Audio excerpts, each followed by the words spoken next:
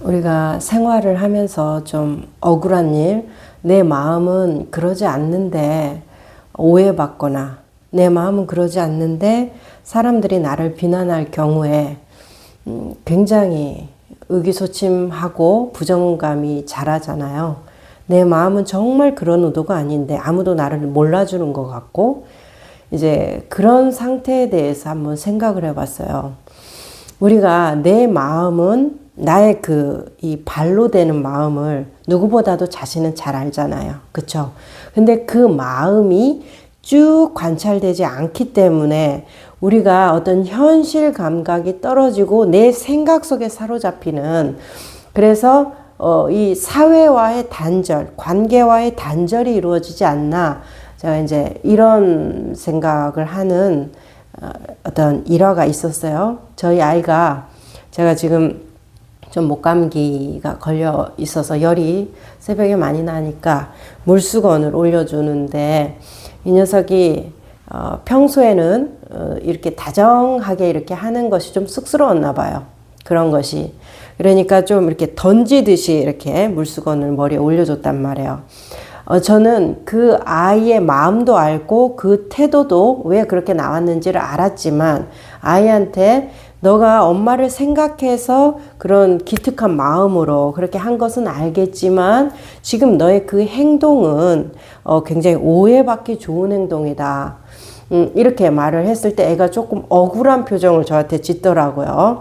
정말로 일부러 생각해서, 엄마를 생각해서 이렇게 한 거고 난 정말 좋은 마음으로 했는데 내 행동을 걸고 넘어져? 이제 이런 느낌이죠. 그런데 이렇게 이해받는 관계에서는 괜찮아요. 어차피. 하지만 우리가 일상생활에서, 사회생활에서 친구 관계나 선생님이랑 다 나의 마음은 이렇고 그 태도가 왜 나왔는지를 쫙 다 알아주는 사람이라면 안전하겠지만, 다 그럴 수가 없는 관계들, 그리고 내가 특히 신경 써야 되는 관계들은 더욱더 나의 태도와 행위로서 판단되는 이 세상에서 우리가 기억하는 건 뭐다? 내 마음만을 기억한다라는 것에 대해서 제가 조금 이런 어떤 문제의식을 우리가 좀 가져야 된다라는 생각이 들었어요.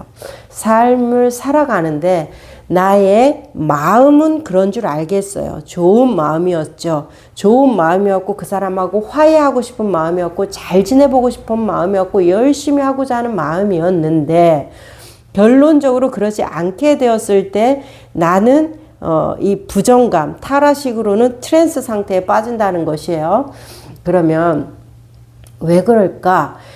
이 나의 마음, 발로 되는 마음이 행위로 옮겨지는 것인데, 행위로 옮겨지는 것까지 쭉 관찰되지 않는 그 마음, 내 마음이 발로 되는 것은 행위잖아요. 그죠?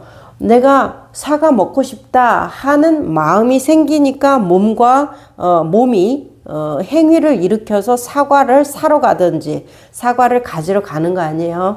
그러니까 내가 그것을 일으키고 그것에 대한 행위까지 가는 것을 끝까지 관찰해야 되는, 내 마음이 그러니까 나는 그런 사람이야, 나는 그렇게 이미 행동했어까지 우리가 점검을 안 한다라는 것이에요.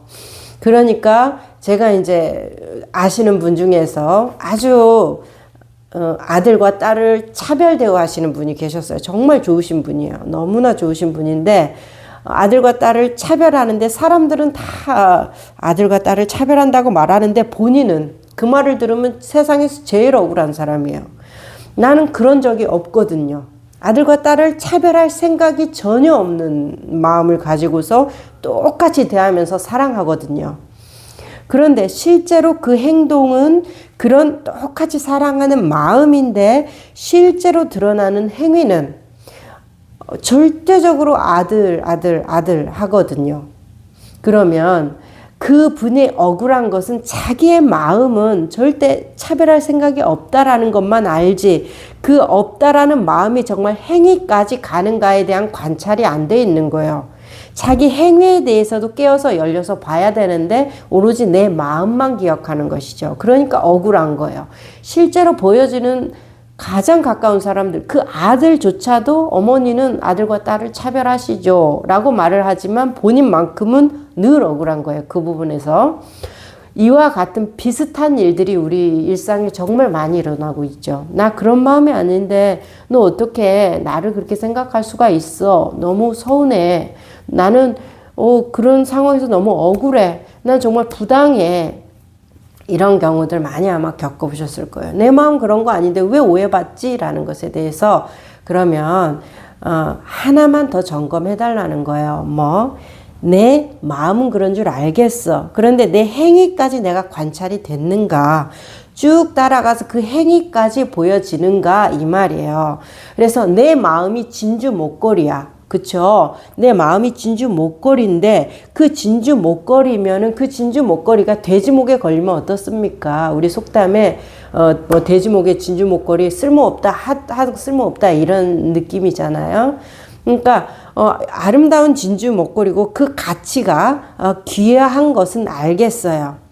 귀한 거죠. 진주 목걸이가. 돼지 목에 걸려 있어도 진주는 귀한 거고 귀부인 목에 걸려 있어도 진주는 귀한 건데 돼지 목에 걸려 있는 진주는 가치가 없잖아요. 없어 보이잖아요.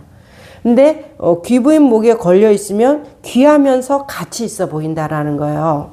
그리고 품격 있어 보이고 뭔가 있어 보이는 그런 느낌, 선망해지는 느낌이 들잖아요. 그러면 귀한 두 가지인데 돼지 목에 있는 진주나 귀부인 목에 있는 진주나 귀한 두 가지인데 두 가지의 가치는 동량, 동질, 동등가인데 왜 우리는 그것을 돼지 목에 걸려 있을 때는 그렇게 아름답게 안 보이다가 이 귀부인이나 품격 있는 어떤 사람이 이렇게 하면 훨씬 더 그 가치가 돋보여지는가의 차이를 우리가 생각해야 된다는 거예요. 그거와 같은 것이 뭐예요? 이 진주라는 가치가 마음 같은 거죠. 그래서 내가 정말 좋은 마음을 갖고 그 사람한테 행동한 거예요. 정말 좋은 마음을 갖고 엄마가 열이 너무 나니까 그것을 도와주고 싶은 거예요. 그렇지만은 그 귀한 마음이 가치 있게 쓰여야죠. 그냥 함부로 던져주고 함부로 행동하면서 내 마음이 좀 나는 자상하게 하는 것이 조금 그냥 닭살 돋고 간지러워. 그러니까 이렇게 함부로 행동을 하고 내 마음은 진실되니까 알아줘. 이제 이런 식인데 그것이 마치 돼지목의 진주와 같은 귀한 건데 가치 없게 쓰이는 거고 귀한 건데 가치 있게 쓰이는 이 차이가 어디에서 나오느냐 이 말이에요. 진주에서 나오는 것이 아니라 뭐예요? 어떤 태도에서 나온다라는 것을 다시 얘기가 되는 것이에요. 그 태도라는 것은 내 마음은 귀한데 그 마음이 발휘되는 행동까지 우리가 계속 쭉 관찰을 해야 된다. 이거 메타 인지력이죠. 나를 객관화하는 인지력. 그래서 나를 이렇게 내 마음만 우리는 그래서 마음만을 기억해요. 내 마음만을 기억해서 억울하거든요. 그래서 내가 억울한 것들을 다 돌이켜보고 내 어떤 잘 지내고 싶은 이 마음으로 노력하는데 내 노력에 대한 대가가 왜 이루어지지 않나? 내가 진주를 돼지목에 걸지는 않았나? 그와 같은 행위를 하고 있지는 않나? 이것을 보면서 내 행위에 대한 점검이 내가 쭉 관찰이 되나? 그때 나의 표정은, 나의 말투는, 내한테 뿜어져 나오는 기운은 이런 것들도 계속 봐야 된다라는. 그래서 마음과 이 행위가 어느 정도의 좀 일맥상통하는 것이 있어야 돼요. 나 또한 마찬가지잖아요. 상대의 마음까지 다 헤아리고 읽어주면서 그 행위의 어떤 원인과 결과까지 다 우리가 다 판단을 하나요? 그렇지는 않아요. 그냥 그 귀한 것인데 돼지목에 걸려 있으면 별로 아름답지 않은 거예요. 심지어는 혐오스럽기까지 하죠. 상황에 따라서는.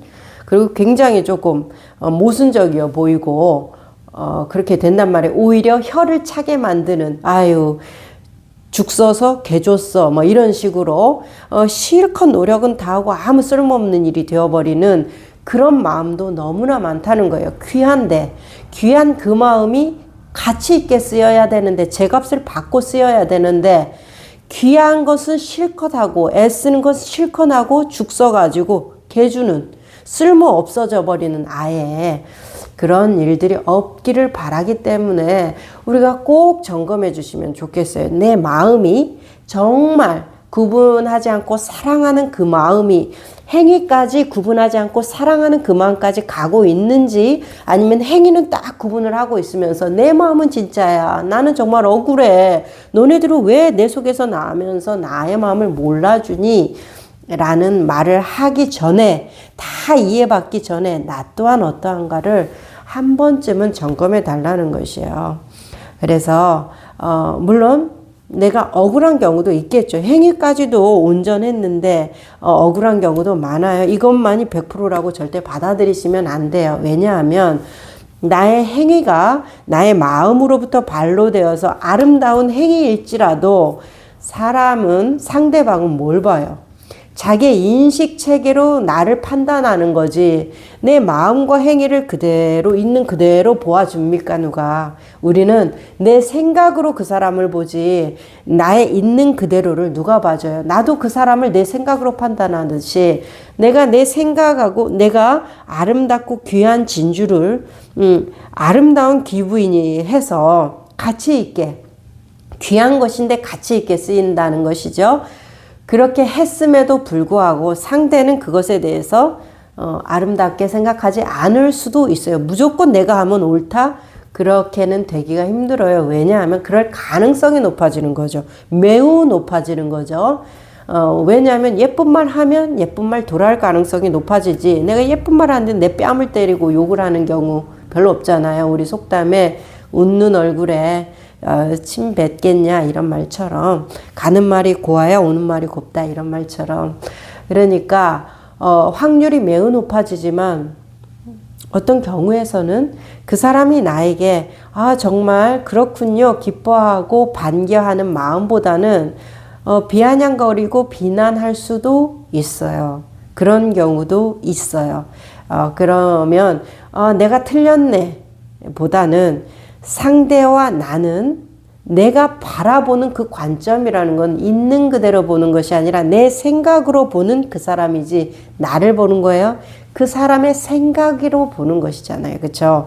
우리는 그 사람을 사랑한 적이 없어요. 그죠? 내 생각을 사랑하는 거고, 나는 그 아이를 사랑한 적이 없죠. 내 생각을 사랑한 것이죠. 이런 식으로 되기 때문에 우리가 어느 순간에 이건 뭐지? 내가 그동안 뭐 했지? 이러려고 내가 그렇게 내 삶을 희생하고 헌신하고 내가 많은 부분 애끓고 이렇게 살았나? 허무감이 막 밀려오고 외롭고 공허하다 이런 것이 되잖아요.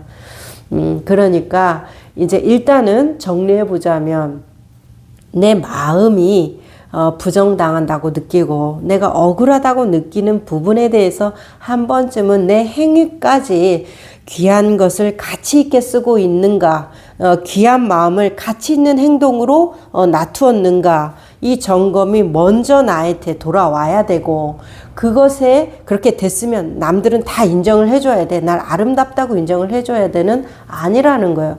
나의 아름다움은 거기까지인 거예요. 그죠? 내가 할 수 있는 최선은 거기까지인 거예요. 그 사람의 판단은 놔두세요. 그 사람은 그 사람의 길을 따라 갈 거예요. 그것까지 좌지우지할 수 없어요. 그런데 나는 내 억울한 마음에 대해서 이제 자유로울 수 있어요. 어느 정도는. 왜냐? 내가 왜 이러지? 왜 무슨 문제지? 뭐 때문에 이러지? 이런 모호성. 그리고 이런 것에 대해서 항상 헷갈리는 마음, 이중적인 마음에 대해서 내 할 도리를 나는 다 했다. 진인사 대천명.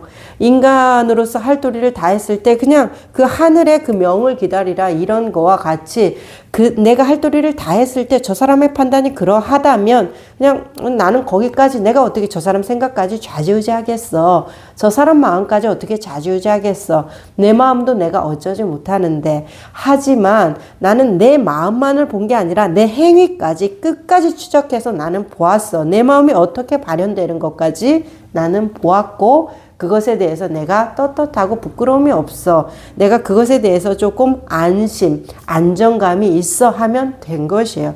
거기까지 간다라는 것이 굉장한 사람이라고 저는 생각하기 때문에 다른 사람은 신경 쓸 필요가 없어요. 그만큼만 돼도 엄청난 안정감을 느끼실 거라고 제가 장담할 수 있습니다.